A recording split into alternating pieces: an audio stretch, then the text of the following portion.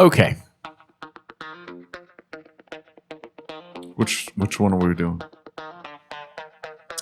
The message from Brian about Land Rovers.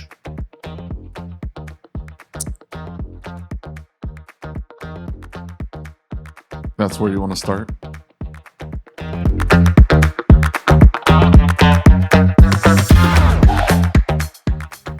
The most challenging part of building any estimate is finding the right parts in stock and at the right price. Now, you could open a bunch of tabs, search each vendor's website, enter your customer's vehicle information, and compare pricing and availability. But if you're following the 300% rule, this can take up a lot of your time. That's why Lucas and I both use Parts Tech at our shops. It's one website to see an unlimited number of parts and tire vendors. With one click, we can import parts and order them from multiple vendors all at once. And here's the best part. Parts Tech is absolutely free to use, and your shop management system is probably already able to connect with it. To get started, just click the link in the show notes or go to partstech.com/podcast. That's partstech.com/podcast. As they got bigger, they got more and more unreliable. Early, they used to have Buick V8 engines in them, and they just started to have problems as they got bigger and bigger. And now, I mean, they're owned by Tata, the Indian company. Wouldn't wish one on one of my worst enemies, really. Or maybe I would.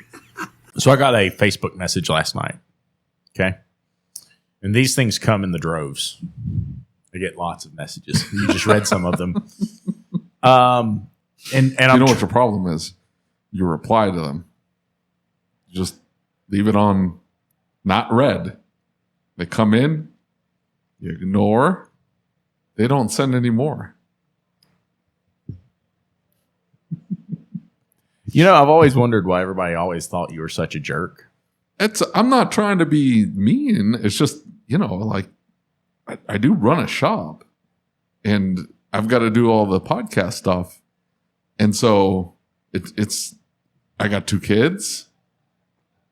Like, it's life. I don't have time. I understand. I gotta compartmentalize, and I like to engage. And so if I get into it, not in a combative way, but if I get into a conversation or whatever, like, I end up sloughing everything else because I want to get into this conversation. Yeah. And so it's a time drain. It's a time drain. So even emails from some of our sponsors, like, I just don't, I don't want to get into it right now. Like, I will set time aside. Yeah. That might be a week and a half from now though, but like, I'm going to do this today. I'm going to get this done. And I try to set a plan and stick to it, because otherwise. And I can see why that would be important with you, because if you don't do that, you get completely sidetracked and you end up. I will get sidetracked and nothing will get done. Yeah. Yeah.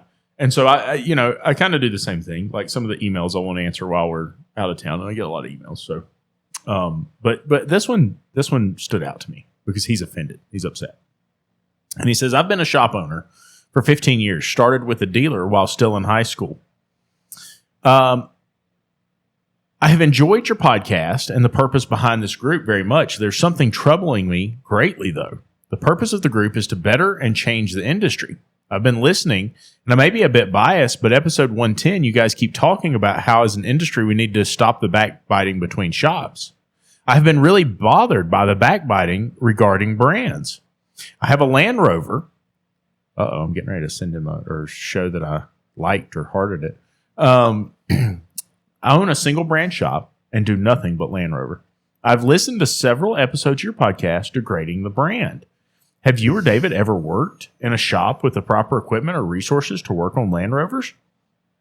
The brand has gotten a bad rap by people like yourselves who broadcast this garbage about how bad the brand is. Yet how many of them have ever been given the right tools to work on the brand? We fight the stigma on a daily basis when it comes to hiring techs. Then I listen to several of your podcasts bad-mouthing the brand. You're doing exactly what you preach not to do with shops, yet you're doing it to brands. You guys constantly laugh and joke about how horrible the brand is to work on. I could say the same about any brand I have not spent 25 years with. If we are to change the industry as you proclaim, then we need to truly change the way of thinking all the way around, not just what suits us today. I've made a very good living and an amazing reputation working on one brand and a brand that by many standards is subpar. Yet there's an overwhelming market just for that. Let's face it, the world as we know it, in the automotive world, is coming to a halt. You truly need to be specialized to excel in this industry. The cost of equipment, training, and knowledge is forcing the hand of each of us to choose a path. My path is obviously different than your path, but that gives you no right to discourage or berate my path because it's not the same as yours.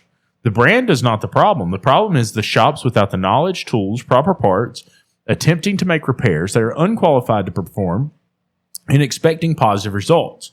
Please stop and think about what you're trying to do with this industry and what you are actually effectively doing by speaking the way you do on your shows about that subject matter.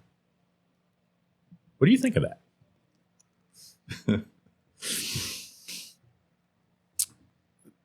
So he makes a bunch of assertions there. I wanted to stop you over and over and go, okay, let's break that down. Let's start with the brand stuff. He is not the brand. Yeah. So if it'd be different if, hey, I'm the executive director of marketing in the southern part of the U.S. for Land Rover. Okay. I don't like what you say about Land Rovers. Yeah. Okay, let's have a conversation about that. He works on them. Yeah. Guess what I also disparage? Fords, Mazdas, some Toyotas. Pretty some much every Hondas. vehicle on the road. I can show you what I said about my Chevrolet Equinox rental car, which is a flaming pile.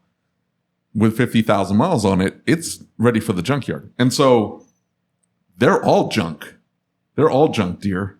They're all junk. Mm-hmm. All of them. I agree. Now, do I look down on somebody choosing to work on one vehicle? No, why would I do that? Like, it's nuts and bolts.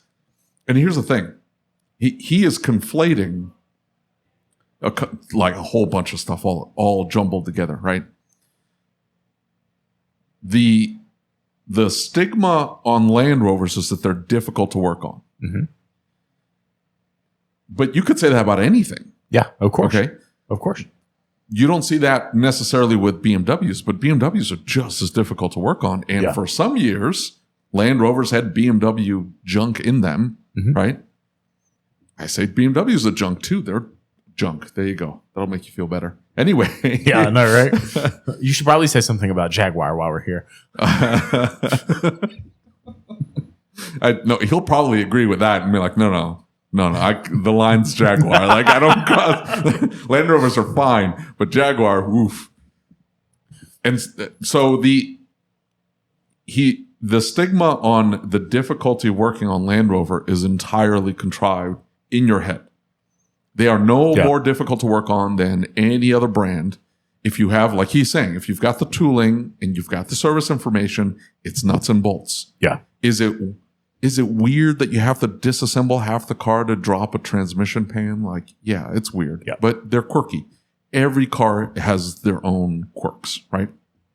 So let's separate those two things out. I don't discourage anybody from working on a Land Rover. I work on Land Rovers. He's saying, have you ever worked in a shop? It's like, dude, I have dropped a lot of money on Land Rover specific tooling. Yeah, 100%. To be able to deal with the customers that are bringing in Land Rovers. I've got different OE tools. I've got iScan. I've got different. We probably shouldn't talk about that tool, but you know what I mean. I've got lots of things that we can do what we need to do with Land Rover. I don't have a problem with Land Rover. I've got a computer that I built just to run SDD because it was running at the time, like it was running on 32-bit Windows. Yeah. Every computer is running 64-bit Windows. Yeah. But at the time, if you needed to have SDD running, it needed to be running on a 32-bit computer. So I built a computer just to run SDD. Yeah. And so the assertion is like, oh, you're just saying that because you've never worked on them. It's like, dude, we've worked on them. That's not the issue. There is no issue. Like, if you want to work on Land Rovers, go work on Land Rovers. Like, right. I mean, if anything, us saying that, the specialization, and I don't disagree with the specialization. I disagree with that wholeheartedly, but that's a different issue. I agree. But what I'm saying is that I can see that if you want to work on a Land Rover, right, and that's all you want to do, I can see how you could make a business out of that. The fact that they are Lots of people make businesses out of specializing. Yeah. We have, I mean, Seth's here. He was doing BMWs only for a while. Right now he does a little bit of everything, or European. But we have a lot of people Absolutely. that make. In fact, I've always argued, go all the way back to the beginning of the podcast 3 years ago or whatever. I've always argued that specialization is a far simpler and easier path for starting a shop, because you know what kind of equipment to buy, you know what kind of vehicles are coming in, what kind of technicians to hire, and the marketing gets really easy. Really easy. It is far more difficult to be a general shop than a 100%. A specialty shop. Well, but here's what I'm saying, though, is that if it's not us or someone saying something bad about Land Rover that's affecting how technicians view the brand. It's they don't want to work on Land Rover, right? Yeah, but I think the technician, he's right in that there's a narrative around Land Rovers. Yeah. No different than there's a narrative around European vehicles. How many times have we heard technicians like, "Oh, I don't mess with that Euro junk"? It's like, dude, it's we still have technicians saying I don't mess with that electrical junk. Yeah, they say stuff about electrical, which is just absolutely absurd at this point. Yeah, but look at your average Ford. Now with globalization, a lot of the engineering of that particular Ford has been brought over from their European lines. And so there's a lot of your traditional European engineering jammed into a Ford. Now you're seeing it in Chevrolet. Like, that's gone. That is entirely gone. You can't work on domestics and not see a lot of European influence in them. Japanese cars are kind of their own thing. Right. I could see somebody going, being a little high and mighty. It's like, I don't work on that domestic and European junk. I work on Japanese cars, properly engineered vehicles. I could see that. But I'm biased, whatever. Anyway, I'm just saying that there is a stigma, there's a narrative. Where does it come from? I could see, well, he's saying that it's because of stupid things we say. Like we trash on Land Rover. My argument is we trash on every brand. And only we're equal opportunity models. Haters. Yeah, we're equal opportunity haters. Like, dude, we trash on every brand. Every brand. And he's listening out for Land Rover. But I'm sorry, go back and listen to how many times I say junk about Fords. Mm-hmm. They are the worst vehicles ever made. Yep. People get upset at me about saying that about Fords. But I'm right. Anyway. So I think he needs to separate that out in his mind. Us saying something disparaging about a Land Rover that they're junk because they are, and Jaguars that they're junk because they are, and BMWs is not discouraging somebody from working on a BMW. It's like, dude, if you want to work on BMW, if anything, it's motivation to go do it because they break. It would make sense that you're going to go after the car that breaks the most. Yeah. And let's start with Jaguar, Land Rover, BMW. Here's my thing is like, well, what are the reasons that people say that, right? I know there's been some complaints about service information from Land Rover. We saw a lot. I've always had good luck. It's like, if you want to talk about complain about service information, BMW and slapping it into it into the scan tool. Okay, that's weird. And Mercedes-Benz. Oh my goodness. Trying to get information on those vehicles. Dude, Volvo. Yeah. Every Volvo is a service information I think request. It was more of a navigation thing, right? But a lot of your European brands, that's what you find. So that was one of the complaints I heard a lot of people make. I've never really had any issue with service information. Like, we just, do what we got to do. If it's there, it's there. It's great. Right. Yeah. We work on a lot of them, and we see a lot of failures, a lot of stupid, silly failures. They're expensive to fix. The consumer that, and Seth and I have talked about this at length, the third owner, right? Yeah. And that's a lot of the problem is the owner of the vehicle, because we're seeing a lot of people who buy these as a third owner, and they don't understand that the reason the first owner sold it is because the maintenance costs were starting to climb. The second owner bought it and said, oh my God, I can't keep this thing. It's too expensive. And now a third owner has it. Yeah. And so a lot of it is that the clients are just, they're next level hard to deal with if you get into third owners. So, well, yes. So he he's looking at it from a specialty shop viewpoint, right? He's like, I'm seeing 4-year-old Land Rovers, and I'm doing maintenance on them, and I'm doing brakes, and maybe I'll do a few gaskets. I'll do some modules here and there. But he's looking 4 to 7 to 10-year-old Land Rovers. We see 20-year-old Land Rovers come in the door. It's a different ball game. Yeah. And here's the thing. It's different if you've owned several Land Rovers and you buy them new or you buy them slightly used with 20,000 miles on them and you understand what you're walking into. And that person is going to go to a Land Rover specialty shop. It is a completely different ball game. Did I hit that? It's a completely different ball game when the person was in a Toyota or a Lexus, and then they're like, man, I really like this new Land Rover SUV. I'm going to go and buy one with 60,000 miles on it. And then they come to me with 75,000 miles on it. And I'm like, hey, it's going to be 10 grand to fix this thing. Well, and he's like, what do you mean? And it's like, dude, that's what they cost to fix. Yeah. And they all have these problems. And that guy then turns combative. And now you're having a confrontation at the front counter with somebody that had no idea what they were walking into. Different person, different ball game than the hey, this is my 5th Land Rover. And I keep them till they're about 7 years old. And then I dump them with 120,000 miles on it because I know what it's going to cost to fix them to keep them going for another 30, 40, 50,000 miles. A different person entirely. Different conversation entirely. And if you've only been in Land Rover, you haven't had those conversations at the front counter. Yeah. Well, and the other thing is you've not had the experiences with the other cars, right? If you've never worked on another brand, if all you've ever done is Land Rover and you've never had a chance to work on a Toyota or a Honda and spent some time there and seen the difference in ease of accessing service information, ease of accessing the special tools, go to Toyota's website or wherever and order the tool and it's there and not have to fight. And the parts aren't always a thing. You know what I'm saying? Like there's a different experience when you work with those brands and you might, the first 2 or 3 times, right? Let's say this shop says, I tell you what, I'll work on your Camry, no problem. Oh, gosh, this is so different than what I've always done. It's just as bad as what people say about Land Rover. It's not that hard. Yeah. But now when you work on it every single day, it's far simpler than working on Land Rover every single day. Far simpler than working on Jaguar every day. There is a whole class down here right now on Jaguar and Land Rover security. Right? That's all this class is about. And I stuck my head in there. Boys, it's a complex class. And it's more complex than the other classes that's on the same thing, topic. I wouldn't say, is it complex? Yes. But I think security systems in general are complex. And they're supposed to be. Yeah. Exactly. Do Land Rovers have their quirks with security systems? How often have you dealt with the steering lock? Oh, yeah. Or the freaking stupid thing locks and you got to replace the whole. Okay. They have their own quirks and they break more often. And so if you're not familiar with that system, you've got to take a full class to understand the entirety of the system, the complexities of the system and the quirks. But I think that's true of every brand.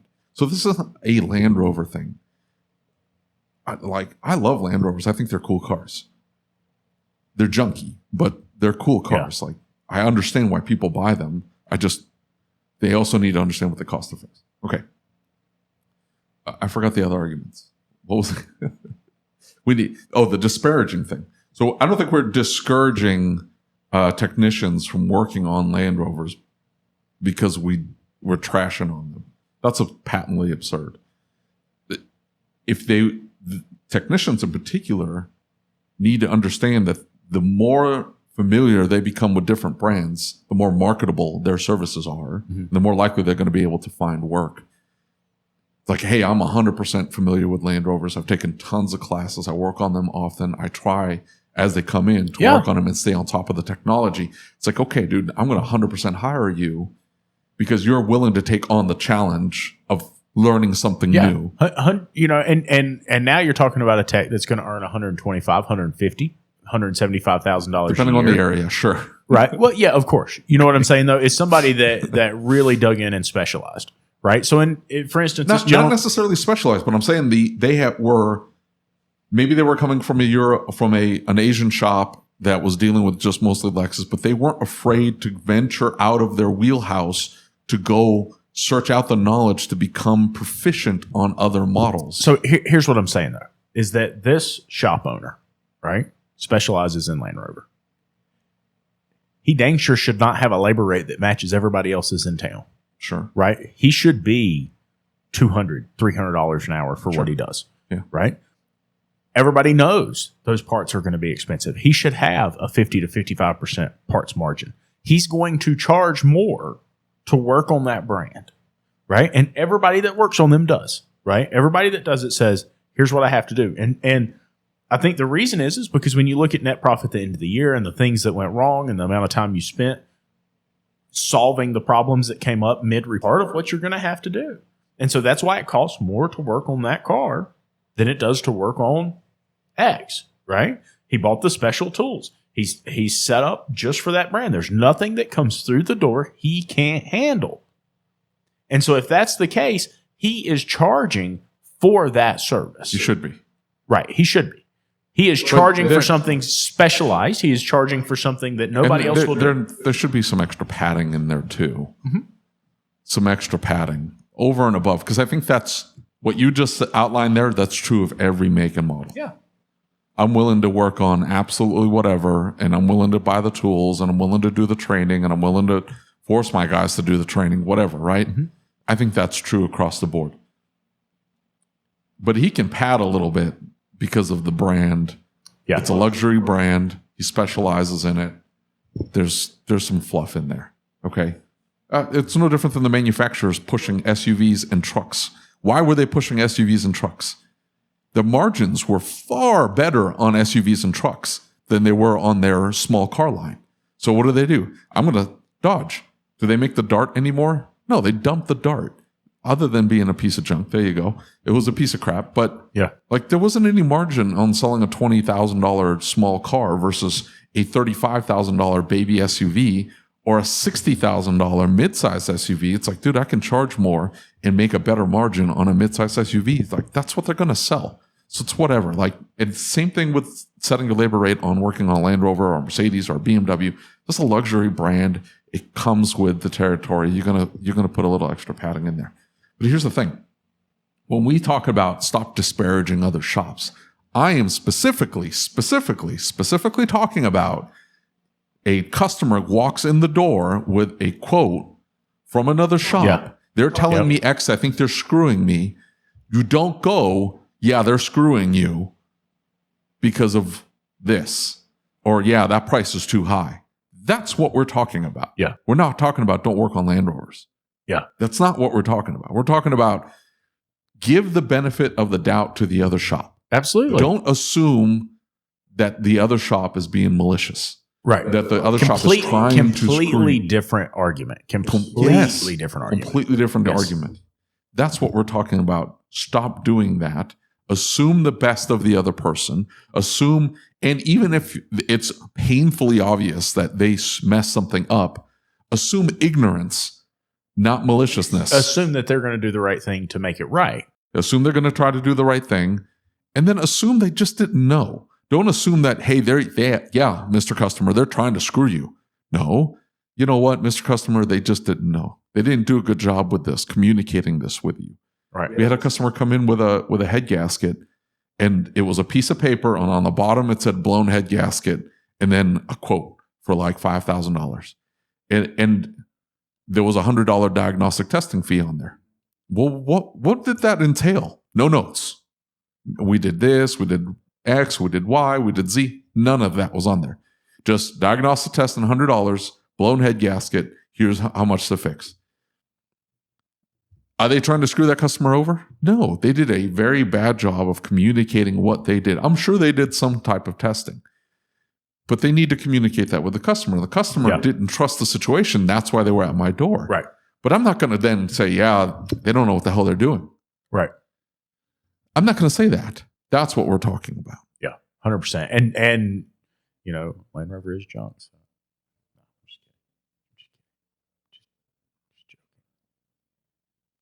I'm not serious.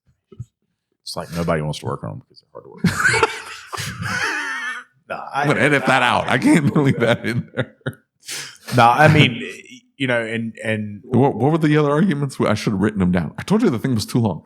It was too long. We should have parsed it out into sections, and because he was conflating, disparaging one brand versus the other. The other thing too is don't identify yourself with the brand. If I'm talking trash on Land Rovers, don't think I'm talking trash on that person and everybody that works on them. It's dude, no, they're just it's just a car. Yeah, agreed. It's just a thing. And the thing is junky.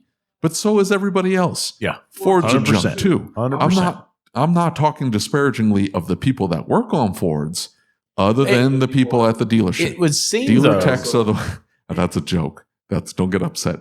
This guy apparently ignores all the trash that the dealer techs talk about us and talking him trash on the dealership. Right. Yeah. Yeah. Well, John Allison got super upset at you. He's local and a good friend of mine. And he's like, oh, dude, he hates your guts. I hope he doesn't come to AST because he's going to knock your teeth square out of your face for all the mean things you say about dealer techs. He is really mad at you. People threaten me with physical violence. There's a list. He's going to have to get in line. Physical violence happens all the time. You're joking, right? No, dude, I get it all the time. I get people that want to hit me. It's oh man, if he had said that in front of me, I would have busted his teeth in. It's dude, okay.